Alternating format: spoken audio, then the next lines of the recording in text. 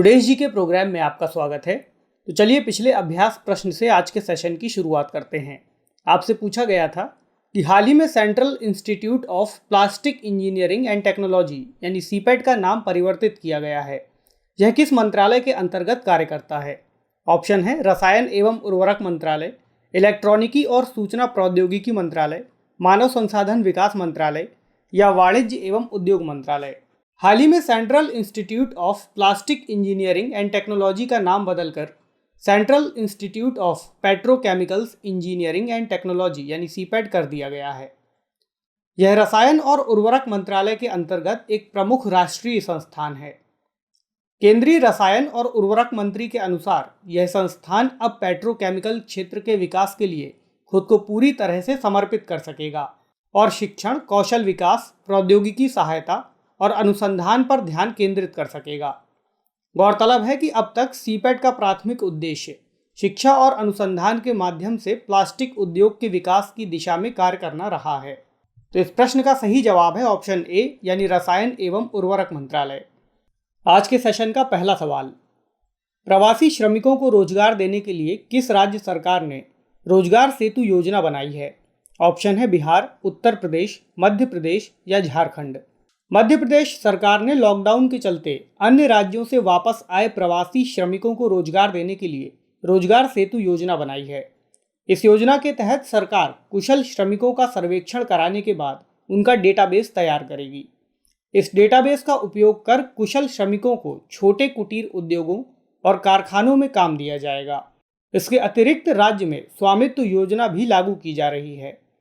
इस योजना के तहत संपूर्ण ग्रामीण आबादी का सर्वेक्षण किया जाएगा, जिसके बाद रिकॉर्ड तैयार करके लोगों को उनकी जमीनों का मालिकाना हक प्रदान किया जाएगा। तो इस प्रश्न का सही जवाब है ऑप्शन सी यानी मध्य प्रदेश। दूसरा सवाल, हाल ही में किस देश ने one sun one world one grid योजना शुरू करने की बात कही है? ऑप्शन है फ्रांस, भारत, चीन या फिर पाकिस्तान। भारत सरकार एक महत्वाकांक्षी वैश्विक बिजली ग्रिड परियोजना यानी one sun one world one grid पर विचार कर रही है। इस परियोजना का उद्देश्य नवीकरणीय ऊर्जा संसाधनों के एक ऐसे वैश्विक इकोसिस्टम का निर्माण करना है जिसे निर्बाध रूप से साझा किया जा सके। इस पहल के माध्यम से केंद्र सरकार पश्चिम एशिया और दक्षिण पूर्व एशिया के 140 से अधिक देशों के बीच सौर संसाधनों को साझा करने को लेकर वैश्विक सहमति बनाने की योजना तैयार कर रही है। परियोजना के तहत बाद के चरण में इस ग्रिड को अफ्रीकी बिजली पूलों के साथ जोड़ने की परिकल्पना की गई है। इस परियोजना के लिए एक दीर्घकालिक दृष्टिकोण, कार्यान्वयन योजना, रोड मैप और संस्थागत ढांचे के विकास के लिए सुझाव आमंत्रित किए गए हैं। प्रधानमंत्री नरेंद्र मोदी ने अक्टूबर 2019 में सीमा पार सौर कनेक्टिविटी का विचार दिया था। तो इस प्रश्न का सही जवाब है ऑप्शन बी यानी भारत। तीसरा सवाल, नेशनल करियर सर्विस ने निशुल्क ऑनलाइन कौशल प्रशिक्षण प्रदान करने के लिए TCS ION के साथ साझेदारी की है। NCS किस मंत्रालय की परियोजना है? श्रम एवं रोजगार मंत्रालय, पर्यटन मंत्रालय, मानव संसाधन विकास मंत्रालय या इलेक्ट्रॉनिकी और सूचना प्रौद्योगिकी मंत्रालय। नेशनल करियर सर्विस यानी NCS श्रम एवं रोजगार मंत्रालय की परियोजना है। NCS ने नौकरी तलाश रहे पंजीकृत लोगों के लिए निःशुल्क ऑनलाइन कौशल प्रशिक्षण प्रदान करने के लिए TCS ION के साथ हाथ मिलाया है। यह कोर्स कॉरपोरेट शिष्टाचार सिखाने, व्यक्तित्व का विकास करने, इंटरपर्सनल स्किल्स में सुधार करने, प्रभावशाली प्रस्तुतिकरण करने और अन्य आवश्यक सॉफ्ट स्किल्स बढ़ाने में मदद करता है। यह प्रशिक्षण मॉड्यूल NCS के पोर्टल पर हिंदी और अंग्रेजी में उपलब्ध है। TCS ION Tata consultancy services की एक रणनीतिक इकाई है जो विनिर्माण उद्योग, शैक्षणिक संस्थानों और परीक्षा बोर्डों पर केंद्रित है। यह एक सेवा मॉडल के रूप में IT के माध्यम से प्रौद्योगिकी प्रदान करता है। तो इस प्रश्न का सही जवाब है ऑप्शन ए यानी श्रम एवं रोजगार मंत्रालय। चौथा सवाल, हाल ही में अग्निप्रस्थ नामक एक मिसाइल पार्क की आधारशिला रखी गई है। इसे कहाँ स्थापित किया जा रहा है?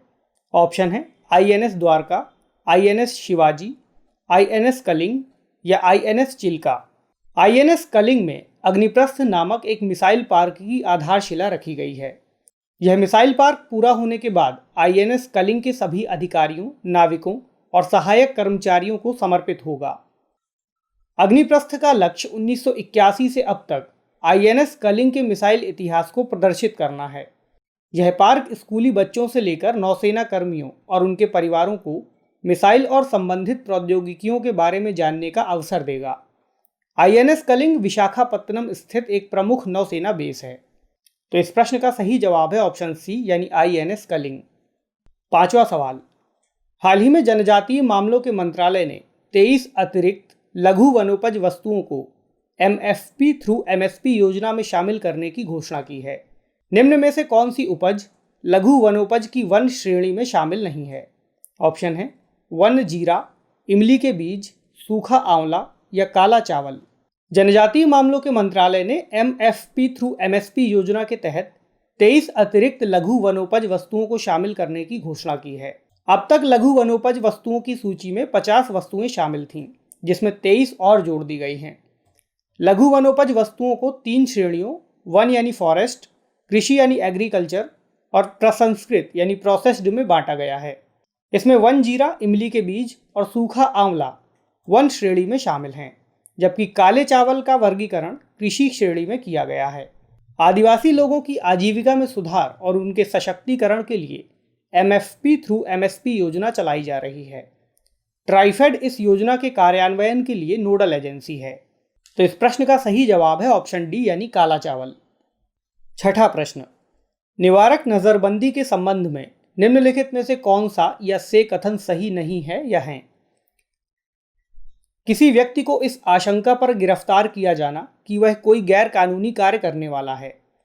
निवारक नजरबंदी अधिकतम 90 दिनों के लिए हो सकती है। कूट हैं केवल 1, केवल 2, उपरोक्त सभी या उपरोक्त में से कोई नहीं।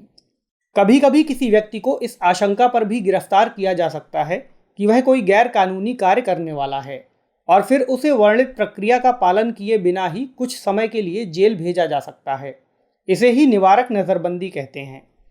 निवारक नज़रबंदी अधिकतम 3 महीने या 90 दिनों के लिए हो सकती है। 3 महीने के बाद ऐसे मामले समीक्षा के लिए एक सलाहकार बोर्ड के समक्ष लाए जाते हैं। निवारक नज़रबंदी सरकार के लिए असामाजिक तत्वों और राष्ट्र विरोधी तत्वों से निपटने का एक हथियार है।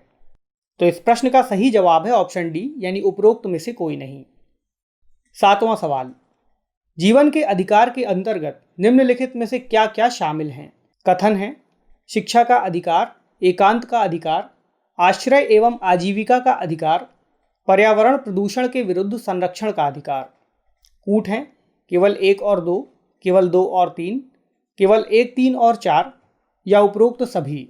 संविधान के 86वें संशोधन अधिनियम 2002 के माध्यम से संविधान में अनुच्छेद 21 के साथ एक नया अनुच्छेद 21 का जोड़ा गया, जो शिक्षा का अधिकार प्रदान करता है। सर्वोच्च न्यायालय ने कई मामलों में निर्धारित किया है कि अनुच्छेद 21 में निहित प्राण या जीवन के अधिकार में एकांतता का अधिकार भी शामिल है, क्योंकि मानवोचित गरिमा के साथ जीने के लिए प्रत्येक व्यक्ति को एकांतता की आवश्यकता होती है। आश्रय एवं आजीविका का अधिकार प्राण के अधिकार के अंतर्गत समाविष्ट है, किंतु यह आत्यंतिक नहीं है और इस पर युक्त निर्बंधन लगाए जा सकते हैं। अनुच्छेद 21 के अंतर्गत अन्य अधिकारों में शामिल हैं पर्यावरण प्रदूषण के विरुद्ध संरक्षण का अधिकार, अभियुक्तों तथा दोष सिद्ध अपराधियों के अधिकार, भोजन तथा बिजली का अधिकार, स्वास्थ्य का अधिकार तथा चिकित्सा सुविधा पाने का अधिकार, सुरक्षित यात्रा का अधिकार, निजता का अधिकार और नींद का अधिकार। तो इस प्रश्न का सही जवाब है ऑप्शन डी यानी उपरोक्त सभी। 8वां सवाल, भाषण और अभिव्यक्ति की स्वतंत्रता पर निम्नलिखित में से किस या किन आधार या आधारों पर प्रतिबंध लगाया जा सकता है? राज्य की सुरक्षा, लोक व्यवस्था, न्यायालय की अवमानना या मानहानि। कूट हैं केवल 1 और 2, केवल 2 और 3, केवल 3 और 4 और उपरोक्त सभी। भारतीय संविधान का अनुच्छेद 19(1) का भाषण एवं अभिव्यक्ति की स्वतंत्रता प्रदान करता है। प्रेस या मीडिया को भी इसी अनुच्छेद द्वारा प्रदत्त स्वतंत्रता के अंतर्गत ही प्रेस की स्वतंत्रता प्राप्त है। प्रेस के लिए अलग से कोई विशेष अधिकार नहीं दिए गए हैं, किंतु इस अनुच्छेद पर युक्त निर्बंधन भी आरोपित किए जा सकते हैं, जिसके आधार निम्नलिखित होंगे। यह है राज्य की सुरक्षा, विदेशी राज्यों के साथ मैत्रीपूर्ण संबंध, लोक व्यवस्था, शिष्टाचार या सदाचार, न्यायालय की अवमानना, मानहानि, अपराध उद्दीपन, भारत की संप्रभुता और अखंडता। तो इस प्रश्न का सही जवाब है ऑप्शन डी यानी उपरोक्त सभी। 9वां प्रश्न, कोई नागरिक केवल धर्म, मूल वंश, जाति, लिंग, वंश क्रम, जन्म स्थान, निवास या इनमें से किसी आधार पर राज्य के अधीन किसी नियोजन या पद के संबंध में अपात्र नहीं होगा या उससे विभेद नहीं किया जाएगा। उपरोक्त कथन किस अनुच्छेद से संबंधित है? ऑप्शन है अनुच्छेद 16(1), अनुच्छेद 16(2), अनुच्छेद 16(3) या उपरोक्त में से कोई नहीं। भारतीय संविधान का अनुच्छेद 16 महत्वपूर्ण अनुच्छेदों में से एक है। इसके अंतर्गत अनुच्छेद 16(1) तथा 16(2) लोक नियोजन के विषय में अवसर की समानता की गारंटी देते हैं। अनुच्छेद 16(1) के तहत राज्य के अधीन किसी पद पर नियोजन या नियुक्ति से संबंधित विषयों में सभी नागरिकों के लिए अवसर की समता होगी। अनुच्छेद 16(2) के तहत कोई नागरिक केवल धर्म, मूल वंश, जाति, लिंग, वंशक्रम, जन्मस्थान, निवास या इनमें से किसी के आधार पर राज्य के अधीन किसी नियोजन या पद के संबंध में अपात्र नहीं होगा या उससे विभेद नहीं किया जाएगा। तो इस प्रश्न का सही जवाब है ऑप्शन बी यानी अनुच्छेद 16(2). 10वां सवाल, अनुच्छेद 16(4) को लागू करने की शर्तों में निम्नलिखित में से क्या शामिल है या हैं? ऑप्शन है वर्ग पिछड़ा हुआ होना चाहिए, राज्य की राय में उस वर्ग को राज्य के अधीन पदों पर पर्याप्त प्रतिनिधित्व न मिला हो, कथन ए और बी दोनों या उपरोक्त में से कोई नहीं। अनुच्छेद 16(4) में राज्य को यह शक्ति दी गई है कि वह पिछड़े हुए नागरिकों के किसी वर्ग के पक्ष में जिसका प्रतिनिधित्व राज्य की राय में राज्य के अधीन सेवाओं में पर्याप्त नहीं है, नियुक्तियों या पदों के आरक्षण के लिए कर सकेगा। अनुच्छेद 16(4) लागू होने के लिए दो शर्तें हैं।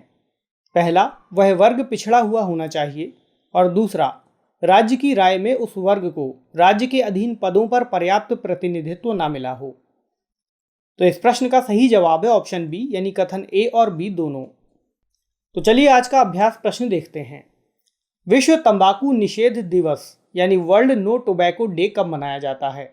ऑप्शन है 30 मई, 31 मई, 1 जून या फिर 2 जून। तो कमेंट सेक्शन में इस अभ्यास प्रश्न का सही जवाब देना ना भूलें। अगले सेशन में कुछ नए प्रश्नों के साथ आपसे फिर मुलाकात होगी। तब तक के लिए नमस्कार।